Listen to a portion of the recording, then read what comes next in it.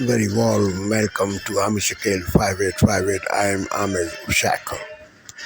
Following are the latest news headlines which have been reported by American, European, Canadian, Asian, African, and Australian news channels and all other news agencies. So please, let's go to the news. Tonight, new details in the investigation into that tragic helicopter crash. As we get new chilling video of that sightseeing helicopter, we're learning more about the victims, a family of 5 from Spain. The mom was celebrating her 40th birthday, and the middle child would have turned 9 today. The pilot, a former Navy SEAL. What investigators are looking at to try to find the cause. Also tonight, wreckage of a small plane after stemming on a Florida road. And China striking back with a 125% tariff on all U.S. goods sold in China, but saying they won't play this game anymore. Who will blink first? They are profoundly remorseful. They are filled with remorse over what they did, and through that, they have become pretty remarkable people. The fiery hearing for the Menendez brothers, their lawyers arguing for resentencing, and the ABC News exclusive interview with members of the brothers' family, saying they're all on the same page. Fabulous style, people like J-Lo, Russell Crowe, Jackie Chan, Jennifer Love Hewitt, and the list goes on and on. People always would have to remind me, do you know who your dad is? Your dad is so cool. The stunning conclusion in the high-profile murder case, the wife of a celebrity hair...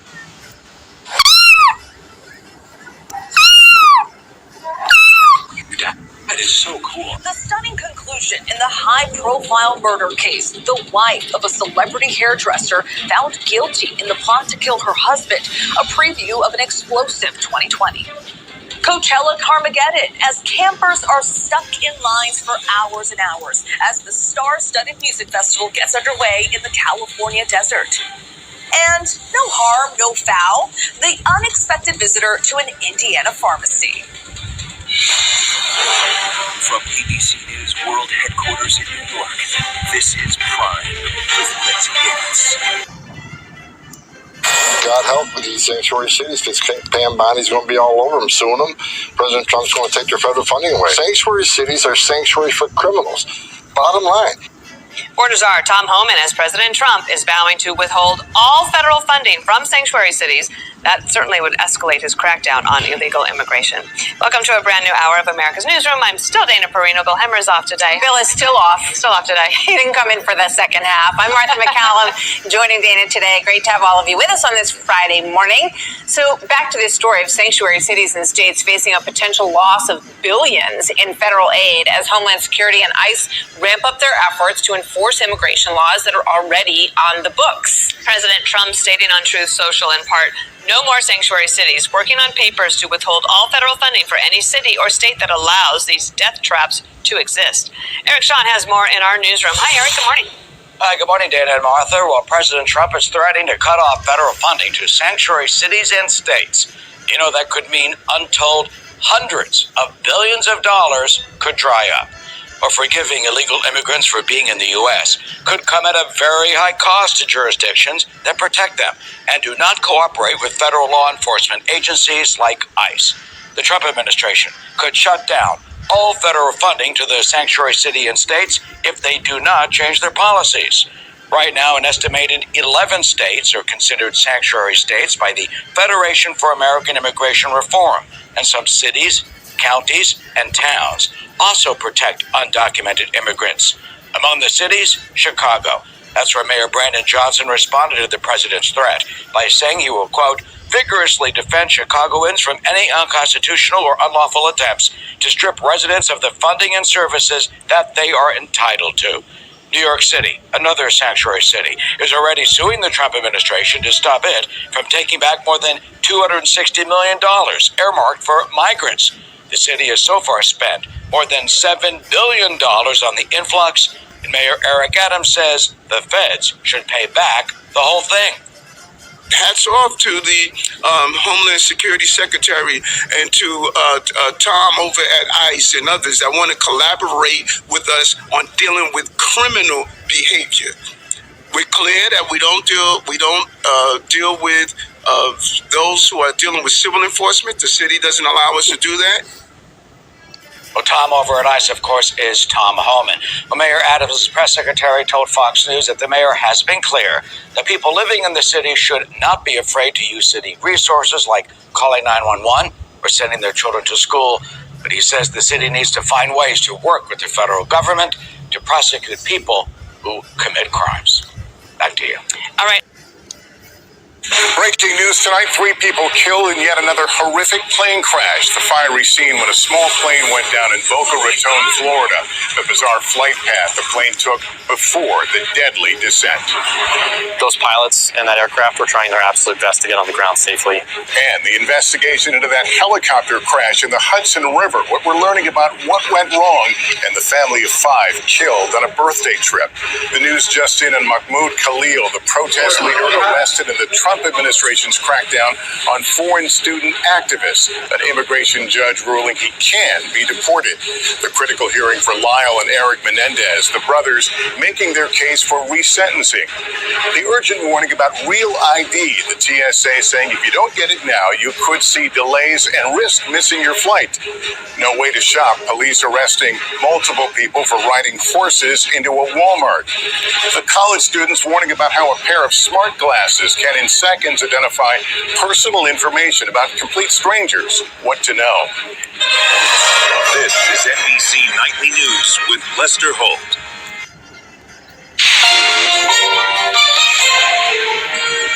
On this Friday night, slamming the brakes. GM temporarily shuts down an Ontario factory. The hundreds of people being laid off, and why the company says it's not related to tariffs. Turmoil among TurboTax users. I now owed $10,000. Why they've been left with huge bills. Snowbirds say so long to the U.S. A country that is led by a fool. How more Canadians are parting ways with their American property. And the return of Captain Canuck. No, thank you. Because The patriotic superhero Canadians are clamoring for. Global National. Reporting tonight, Carolyn Jarvis. Good evening, and thanks for joining us. Canada's already battered auto industry received another blow tonight. Manufacturing giant General Motors revealed it will temporarily shut down operations at its assembly plant in Ingersoll, Ontario next month. It's expected to result in the indefinite layoff of 500 workers. The company says the decision is not due to Trump's tariffs, instead, market demand. Prime Minister Mark Carney responded saying today's layoffs are deeply painful news for auto workers in Ingersoll and for workers throughout Canada's auto industry. Our Jeff Semple is following this story and joins us now. Jeff, what are you hearing? Well, Carolyn, more bad news for Canada's auto industry. The GM plant in Ingersoll, which is near London, Ontario, employs around 1,200 people, and nearly half of those are being laid off indefinitely. The rest will be laid off temporarily. That GM plant is set to close on Monday. It will then reopen briefly next month for what the company calls limited production. After that, it will shut down again before reopening in October. During that downtime, the union says GM plans to complete retooling work that was needed to prepare the facility for production of the 2026 model. Just 3 years ago, that plant was transitioned to start producing GM's Bright Drop electric vans and delivery vehicles, becoming GM's first commercial EV manufacturing plant. But even before Donald Trump's trade war, sales had been sluggish. The company was dealing with excess inventory. In a statement, the company says GM remains committed to the future of Bright Drop and the CAMI plant and will support employees through the transition. This adjustment is directly related to responding to market demand and rebalancing inventory. Production of Bright Drop and EV battery assembly will remain at CAMI. Now, for its part, Unifor, the union that represents these workers, is blaming President Trump's trade war and his U-turn on America's EV subsidies. We're seeing a shift in EV policy in the United States right now. Obviously, President Trump is not as keen on transforming the auto industry except to crush it with his tariffs. These job cuts follow news last week that Stellantis, the conglomerate that owns Chrysler, Dodge, Fiat, and Jeep, is temporarily laying off 3,500 workers at its major auto plant in Windsor, Ontario. So Canada's auto sector, this country's largest manufacturing industry, our second largest exporter, continues to be one of the industries hardest hit by U.S. President Donald Trump's policies. Carolyn? Thanks, Jeff. U.S. stocks saw a welcome.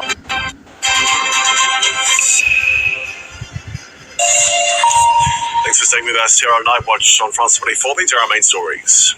A rollercoaster week on global markets draws to a close, giving investors a chance to catch their breath. But uncertainty remains across the US as the dollar slides and market volatility continues in anticipation of Donald Trump's next move on tariffs. European defense ministers pledged 21 billion euros in fresh military aid for Ukraine as Volodymyr Zelensky urges his allies to boost his country's air defenses. It comes as Moscow has stepped up air and ground attacks in the northern Sumy region along the shared border. And the US immigration judge rules that the Palestinian student activist Mahmoud Khalil can be deported. It's the latest in the Trump administration's bid to remove him from the US over his role in Columbia University protests against Israel's war in Gaza. Khalil's lawyer says he will appeal.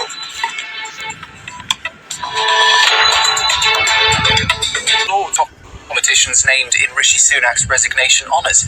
The former cabinet minister, who served under 4 prime ministers, joins a wave of people rewarded in Sunak's exit from the political stage.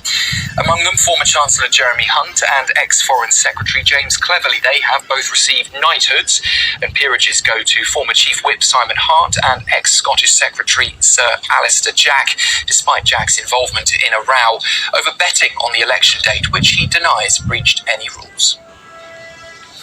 Teachers in England have overwhelmingly rejected the government's 2.8% pay offer and say they're ready to strike.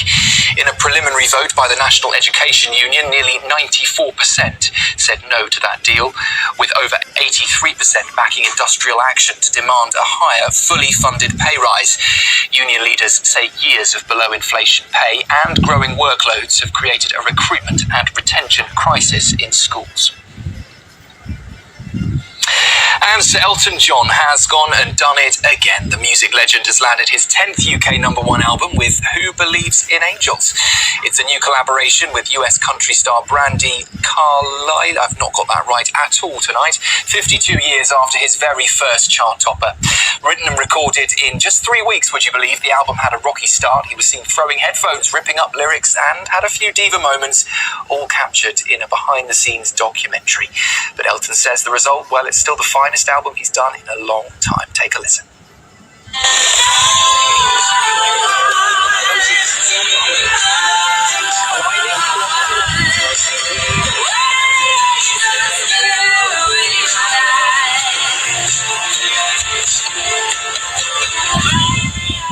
Well, the album's success puts Sir Elton alongside chart giants like ABBA, Queen and Michael Jackson.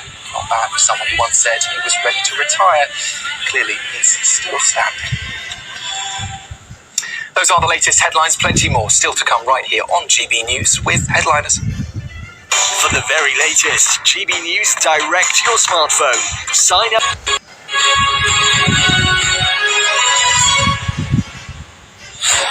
This is Sky News, the headlines.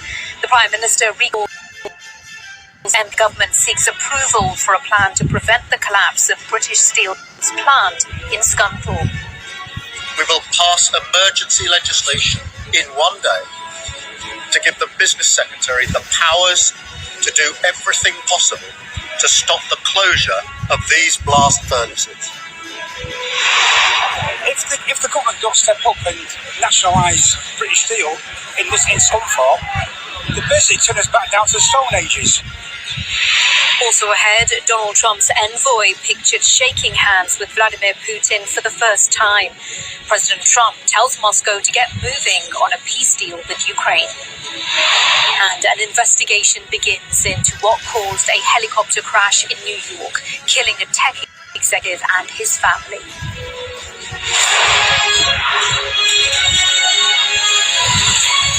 Good morning, welcome to the programme. The government say they had no choice but to act after recalling MPs to Westminster today to debate emergency legislation on the future of British Steel. The company's Scunthorpe plant has the UK's last operating blast furnaces, but fears have been growing they could be shut down as early as next month after its Chinese owner cancelled orders for supplies crucial to keep it running. Well, speaking at Downing Street, the Prime Minister said that all options were on the table, but the government is facing growing pressure to intervene to take over control of the troubled company. Here's our political correspondent, Serena Barker-Singh. Scunthorpe's a 100-year-old British site. The only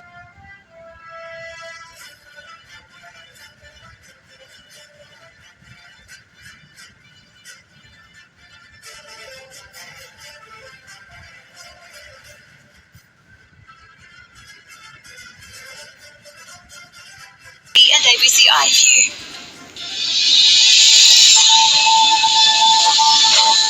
Today, Prime Minister Anthony Albanese announces $60 million for a Perth ferry upgrade ahead of Labor's campaign launch tomorrow. We understand Australia isn't just Kirribilli House, isn't just the East Coast. As the opposition leader Peter Dutton also appears to appeal voters in Western Australia, confident a coalition win is the solution to the cost of living crisis. We have the opportunity to get rid of the bad government. If we do that, we can get our country back on track. We can make sure that families can afford to live again.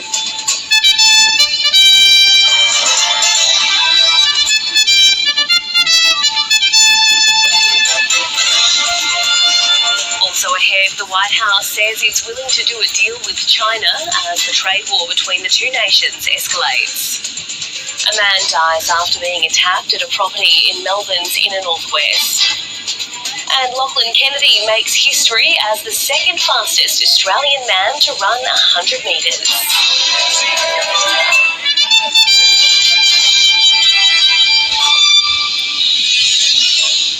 Hello and welcome to ABC News. I'm Melissa McKay.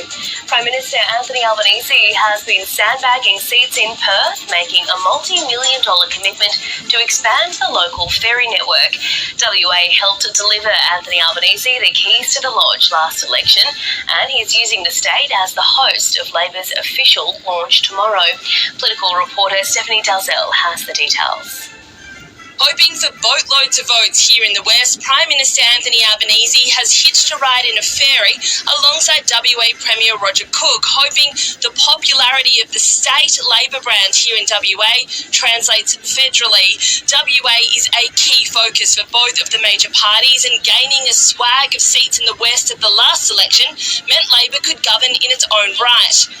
Anthony Albanese boarded the ferry from the electorate of Swan, part of the so-called red wall of seats that flipped to Labor at the last election. He pledged $60 million to expand Perth's ferry network to build 2 more ferry stops and plan for a future expansion of the system.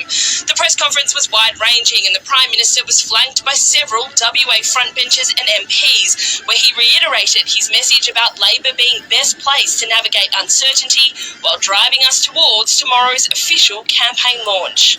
For too long, WA was taken for granted by Canberra Liberal governments. And our pledge to WA that we're committing to today will deliver 14 Medicare urgent care clinics for WA, ensure record federal funding for hospitals, over $3.6 billion a year, investing in Medicare and investing in cheaper medicines, protecting WA's share of the GST that we've enshrined, whilst making sure as well that no state is worse off. Backing mining and resources. Albo gets WA, and it's always great to welcome him back. Africa News. The news. بسم الله الرحمن الرحيم. لابد العودة فورا لرفع الضغط. يجب أن يكون رفع الضغط هذا الضغط يشمل المساعدات إلى غزة لرفع الضغط. değerli basın mensupları, خروج الشعب الفلسطيني من أرضه سيؤشر إلى تصفية القضية الفلسطينية وانتهائها، وهذا هو ما يريده الطرف الإسرائيلي من خلال الادعاء أنه توجد أرض ولا يوجد عليها شعب، فبالتالي علينا مسؤولية كاملة أن نساعد الشعب الفلسطيني في التشبث بأرضه من خلال وقف إطلاق النار، وقف سياسة التجويع التي تنتهجها إسرائيل والعدوان الممنهج اليومي. Değerli katılımcılara, huzurlarınızda bir kez daha kalıcı barışın sağlanması ve iki devletli çözümün tesisi amacıyla uluslararası toplum nezdinde atılabilecek adımları görüştük. Kalıcı ateşkes bir an önce sağlanmalıdır. İş Birliği Teşkilatı ve Arap Ligi Genel Sekreterleri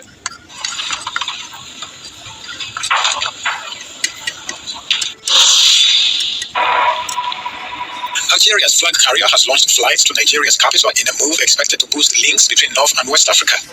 Abuja becomes the 25th African destination served by Air Algeria. The airline also plans to launch flights to Addis Ababa, Gabon's Libreville, and N'Djamena of Chad. It is also eyeing new routes to Europe, North America, and China. Air Algeria's passenger traffic to African destinations grew 76% from slightly over 100,000 passengers in 2014 to 179,000 in 2024, according to the company's records. This illustration depicts a Denisovan male, an early relative of contemporary humans. Recent scientific findings suggest that researchers have unraveled the enigma surrounding an ancient jawbone fossil found in Taiwan, which they now believe to be Denisovan. We have a genomic sequence of one Denisovan individual, and based on that individual's genomic sequence, we can compare their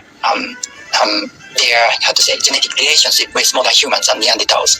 According to scientists, at one point in history, three groups of human ancestors, Denisovans, Neanderthals, and Homo sapiens, coexisted in Eurasia and occasionally interbred. We applied protein analysis and sequenced approximately 4,000 amino acid residues, and among these, we found two Denisovan-specific variants. And these variants are absent in modern humans and Neanderthals sequenced so far. A map provided by Tsutaya maps the sites where fossils have been molecularly identified or believed to be Denisovan, while the photo illustrates the coastline of Pengu, Taiwan, near the area where the fossils were discovered. Don't miss your connection with Africa with the Africa News app. Hi, good morning. It's 11 a.m. in Singapore and Hong Kong, 8:30 in New Delhi, and 10 a.m. in Jakarta. I'm Yasmin Yonkers at this hour. The U.S. remains optimistic about reaching a deal with China, despite Beijing retaliating further by raising tariffs on U.S. imports to 125%. President Xi Jinping says China will not be bullied, adding that nobody wins in a trade war. U.S. stocks end the week higher as Fed comments soothe the market, but the dollar slides as Trump's trade policies undermine confidence. And high-stakes negotiations set to take place today between the U.S. and Iran, as President Trump warns of military action if a deal to resolve Tehran's nuclear program cannot be reached. And President Trump insists that his global trade war is, quote, doing very well, despite China striking back by raising retaliatory tariffs to 125%. He defended his aggressive trade policy, saying that it was moving along quickly in a post on his Truth social network. The White House maintained that trade partners are now scrambling to make deals after the tariff rollout was paused for 90 days. And they made clear the U.S. is open to a deal with China despite the latest tariff escalation. Thank you very much for giving time to Amir Shekel 5858. I am Amir Shekel. Have a good life. Bye-bye.